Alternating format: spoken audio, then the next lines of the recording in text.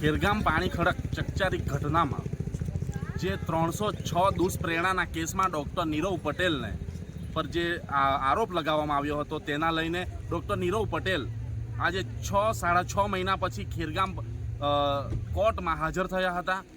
ત્યારે આજરોજ જ્યારે 24 કલાક પૂરા થાય છે ત્યારે ફરીથી પોલીસ દ્વારા એમને કોર્ટમાં હાજર કરવામાં આવ્યા હતા અને જે ખેરગામ પોલીસ દ્વારા એમના જે 5 દિવસના રિમાન્ડ માંગવામાં આવ્યા હતા તેના લઈને જે નામદાર કોર્ટે આજે એમના જે રિમાન્ડ નામંજૂર કર્યા છે અને હવે નવસારી પોલીસને એમને સોંપ્યા છે। ત્યારે જે એમના જે એડવોકેટ તરીકે પરેશભાઈ વાટવેચા જે કામ કરી રહ્યા છે ત્યારે સીધા આપણે પરેશભાઈ વાટવેચા સાથે વાત કરીશું જે સમગ્ર જે કાર્યવાહીના લઈને। તો આવો જોઈએ પરેશભાઈ વાટવેચા શું કહે છે।